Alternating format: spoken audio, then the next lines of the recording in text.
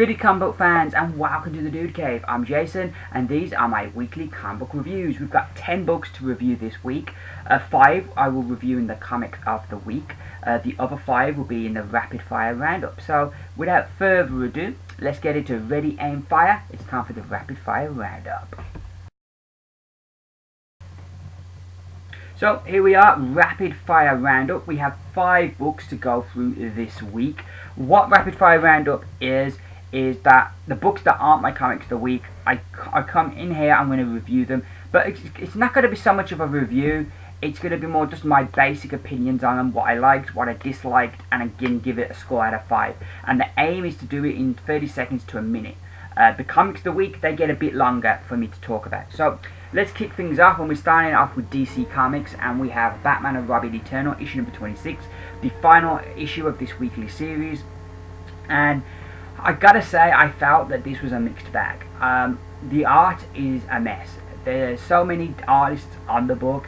Just as you're kind of getting used to the look and the style, it changes, and it constantly breaks down the momentum of the story and takes you out of what you're reading, because you're like, well, that character looks really different than he did a few pages ago.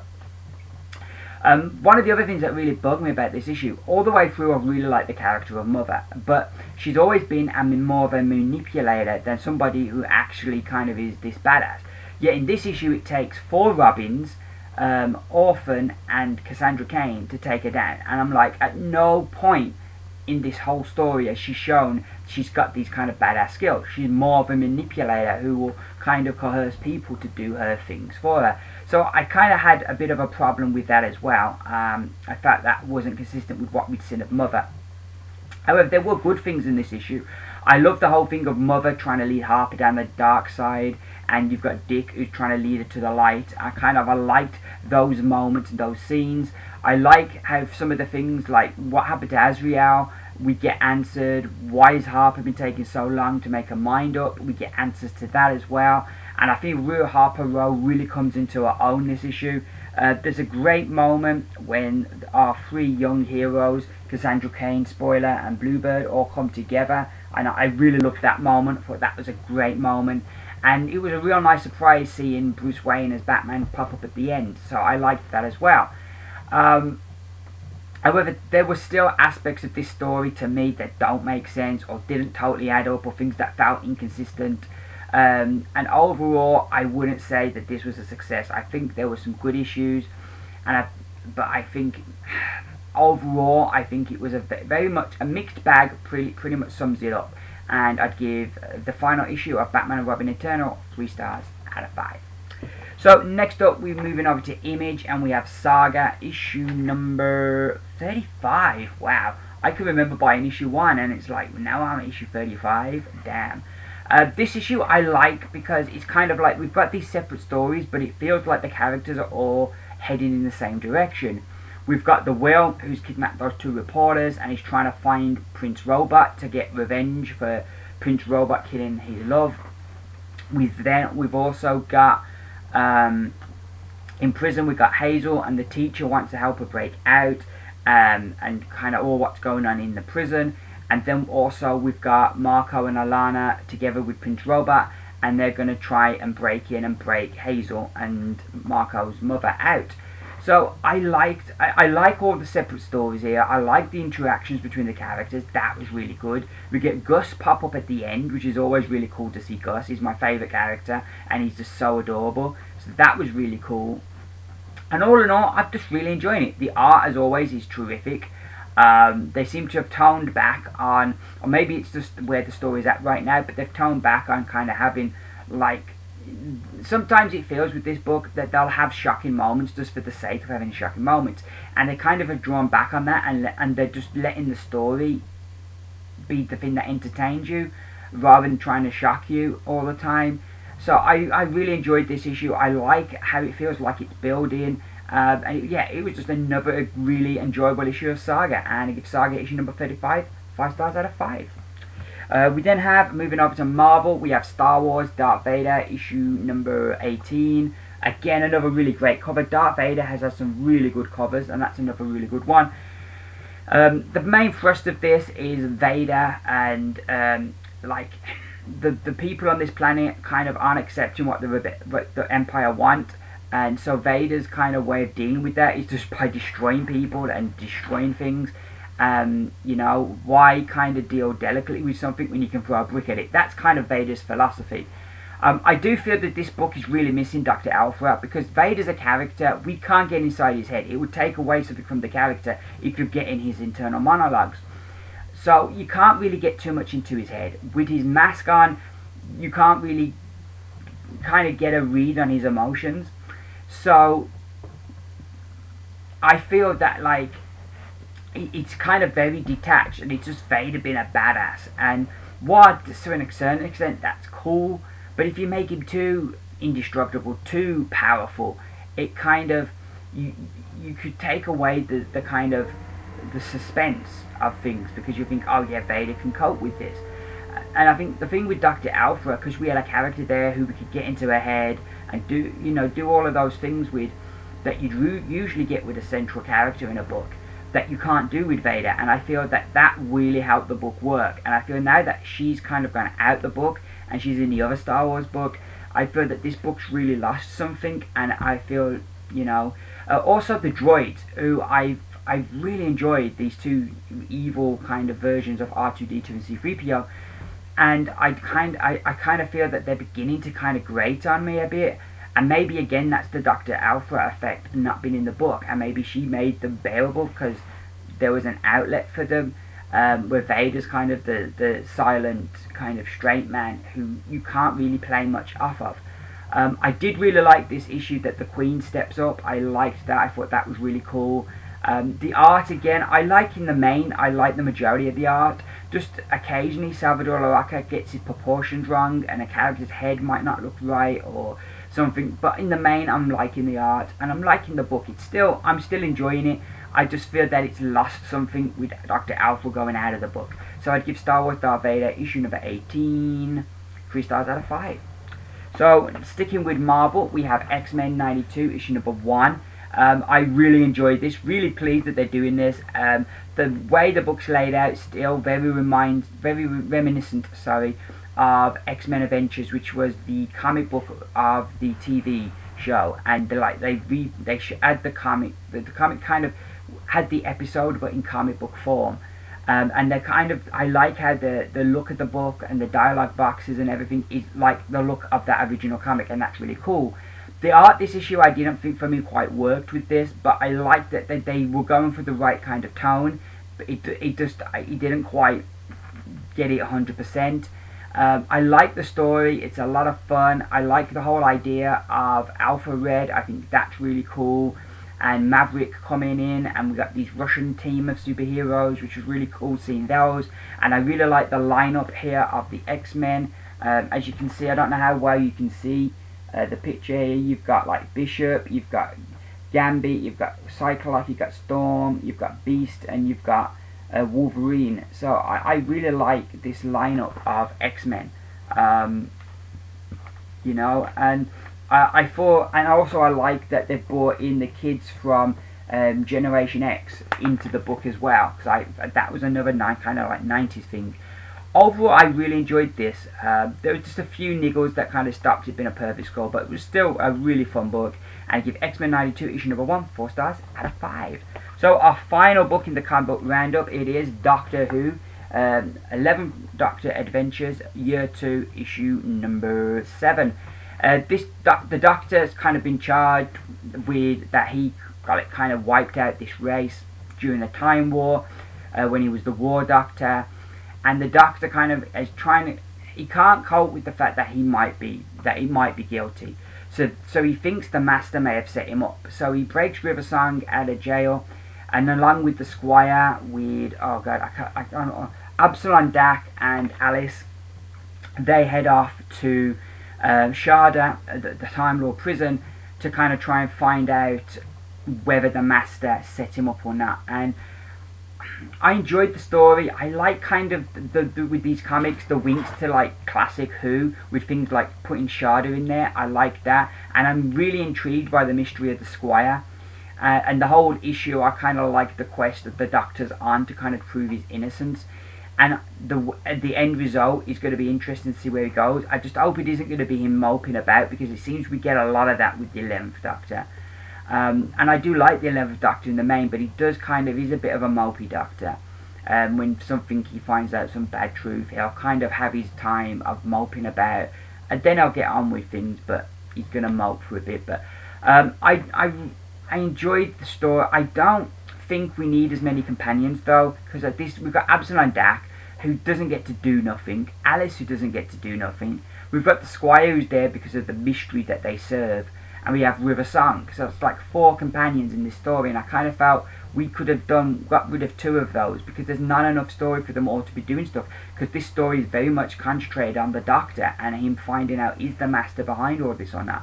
So I kind of felt that we could cut a couple of companions from the book, but overall I'm intrigued to see where it's go, and I really enjoyed the story, especially the nods to Classic Who, and I get Doctor Who, 11th Doctor, Adventures Year 2, issue number 7, 4 stars out of 5. So that's a rapid fire roundup. Next up, it's time for the comics of the week. So here we are, the comics of the week. Here we have the 5 books that I picked out. Kicking things off, and it's from Image Comics. We have Black Science, issue number 21. And this, if I still did my pick of the week, this would have been my pick of the week this week. This was absolutely tremendous. It was the penultimate book I read.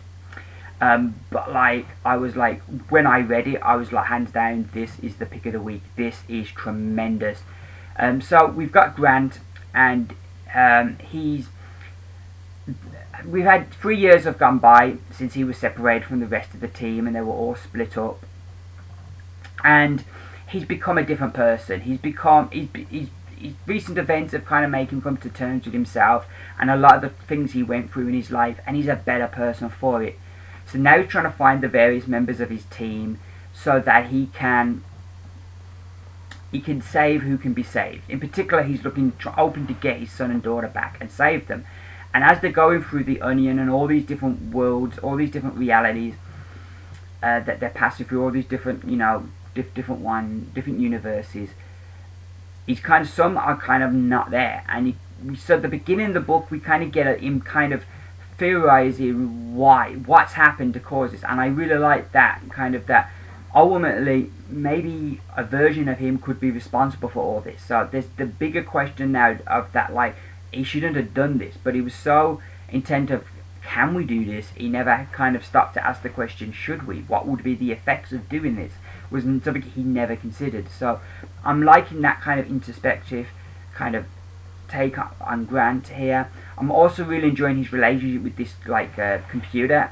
I really like the banter between the two of them, and they're giving the computer his own personality, which is really cool. We then get the bulk of the story is he tracks down Rebecca. Now Rebecca was the woman he had an affair with, and who kind of manipulated him because she wanted to go to another reality where her brother was alive and she could see the man he become.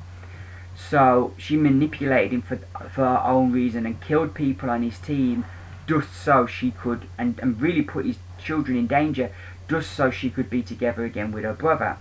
So Grant this one, he tracks her down and he gets his revenge, and it's a really sweet revenge, and I love how the thing plays out, and you kind of getting what's going on as you're going, and it's just really cool how the latter half of the issue is really structured, and I just loved it.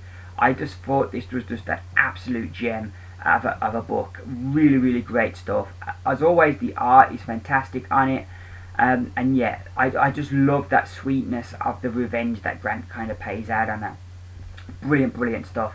So yeah, Black Science, issue number 21, one of my comics of the week. So our next comic of the week is All New X-Men, issue number 7. The thing I really loved about this book was the claustrophobic feeling you get. What's happened is Toad has got a bit insane in the brain, and he thinks that everything's gone wrong because of Cyclops. So he figures if he kills young Cyclops, who's here from the past, that the present day Cyclops will not have lived to become who he became, and the world wouldn't have gone to crap like it has for him. So he's going to kill Scott. So we've got a race against the clock for our X-Men to find Scott before Toad kills him. And they're kind of trying to solve it, and we've got Scott trying to get away, and it's all very kind of, it has a horror kind of movie vibe. It feels very claustrophobic because of the where they are, and I just really loved it. I was on the edge of my seat all the way through. Bagley does the art again, and I only really know Bagley from recent years, from seeing him do stuff like Ultimate Spider-Man, from seeing him on, I think, was it Hulk he did for a while? I think it was Hulk and Fantastic Four, I think he did. So I kind of can only judge the guy by the modern stuff that I've seen. I don't know, like, long time what on honesty's been like. But for the stuff that I've seen, I kind of think this is good Bagley. I think it looks some of the best. Certainly, it's a massive improvement on what he was doing with Hulk. So, yeah, I like the art, and the story, it was the emotion of the story I really got wrapped up in, and I'm super intrigued to see what's going to happen next, because this was really good, some really good stuff here, and I give All New X-Men issue number 7, make it one of my comics of the week. Next up we have Daredevil issue number 5, and this issue, we have Matt here. What I really liked is having this difficulty, because before he had his own practice, so he could come and go as he pleased, but he's really having the difficulty of balancing it out with being a lawyer now, but also being Daredevil, and he's kind of, to balance that out can be tricky at times. This issue he and Blind Spot go to take down 10 Fingers, but the hand of 10 Fingers took something from the hand, and they've come to take it back, and so Daredevil ends up having to go to protect 10 Fingers, and it's a really good story. We get kind of everything comes out about Blind Spot, and I just really enjoyed this issue. I love the art here. I love the kind of minimalistic feel with the colouring, and it gives it a really different kind of tone, and I really like that, a different feel and a different tone. I like the art as well. The story I thought was really good, and I'm liking what they're doing with Matt right now, as he's in an interesting place. And kind of with where we're going to go in future issues with Elektra coming back, you're kind of wondering how that's going to affect his life, where he's at right now. But I really enjoyed this. I also really liked that I wasn't expecting that this was going to be the conclusion of this 10 Finger story. And I liked that, you know, what Marvel have done since they kind of relaunched all the books, is the stories seem to be different lengths. Some books will have a story that will be 3 issues. Some books will have an arc that will be 6 issues or 5. And I like that, not quite knowing how long an arc's going to go for, and it being different lengths. Because I know before you'd have books and every book would have to be 6 issues long for an arc. And even if the story didn't have 6 issues in it, they would stretch it to do that, and I like their approach here, and I think that that's really working well. So yeah, really enjoyed this, and so Daredevil issue number 5, one of my comics of the week. So our penultimate comic of the week, it is Faith issue number 3 from Valiant Comics, and what I really liked about this book is they kind of deal with, it basically comes out, Faith's secret identity is exposed this issue, and I loved the way that they dealt with that, and the way that kind of like usually you would have something happen. I've just watched, last week we had here in the UK the episode of Supergirl on TV where her boss thinks that she's Supergirl, and they find a way to kind of put the rabbit back in the bag, if you will, to kind of make her employer not think she's Supergirl. And what I liked about this book is that's usually how it would go, that way. And all I liked about what they did here was that they didn't go that way, that they went a different route, that instead of Faith being able to convince them she isn't Faith, it kind of went the other route where, no, yeah, I am, you know, I'm not this other character, this other person, I am in actual fact Faith. So I liked that. I also liked the building mystery of who's behind all of this. I really liked that. Overall, I'm just really enjoying this. I love the character of Faith anyway. I love that we're getting to see Talk in here, and that's kind of going to get tied in with what Faith's looking into. So I like that they're going to be reunited, you would imagine, in the next issue. Overall, I'm just really enjoying this book. It's a really fun book, and it's a refreshing book because Faith is not your usual superhero, as you can see from her image on the cover there. She's not the usual woman you'd get in a comic book that's a hero, and I like that. And it's because she's different and she's her own person. And also because she's a comic book fan, and you get these kind of references she makes, and it's references that you know, and you kind of feel that you'd be reacting in a similar way if you had become a superhero. And I love that aspect to Faith as well. Another really good issue, and again, Faith issue number 3 is, I'd make it one of my comics of the week. So our final comic of the week is the supersized Captain America, Sam Wilson. I don't know, is it Captain America Sam Wilson or Sam Wilson Captain America? I'm not sure, but it's issue number 7, all the same. It's a standoff tie-in. It is also 75th anniversary issue for the character of Captain America. It's a double-sized issue. It's $5.99, but you get 64 pages. And one of my things that really bug me is when they charge extra for an issue, but then they don't have whole one story. And they do that with this. You don't have the whole story, one story throughout it. But the creative teams on the little backup stories at the back is like so awesome. There's just no way I could feel any kind of complaint. And it's a really good issue. So they split the main story through different artists. The first part of the story features Falcon and Winter Soldier. As Falcon is the new Captain America, so I should have said Captain America. And basically, it's got them. It fills you in on what's been happening in Standoff with this town, Pleasant Hill, and they're trying to find Steve and what's happened to Steve. And you have the one artist who does all of this story. We then have a page break here with the recap, and then we get the different artists. Daniel Acuna comes in and does the art then for the Steve Rogers portion of the story, which I felt was the perfect way to kind of use multiple artists. I think that was really good, and there's some really great moments here. Basically, Steve has to protect this girl who is part of the Cosmic Cube, and she's the one who's created this whole Pleasant Hill. And Cap has to try. Steve has to try and save Maria Hill, who's in really bad way, and he's an old man, so he hasn't got the strength that he had before, and he's got to find a way to do all of this. I really enjoyed this, and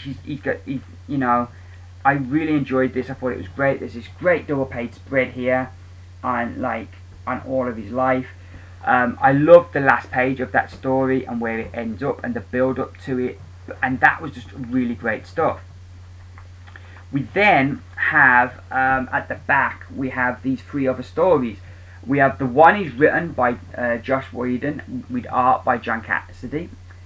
We then have the second story, which is written and drawn by Tim Sale, and the final story is written by Greg Rucka with art by Mike Perkins. So some fantastic teams there. First story kind of is set during World War II with Cap, and they want him to have this gun called the Amerigun, and Cap kind of tells him why he doesn't have a gun and what the shield represents, and I really loved that story. The second story is Tim Sale.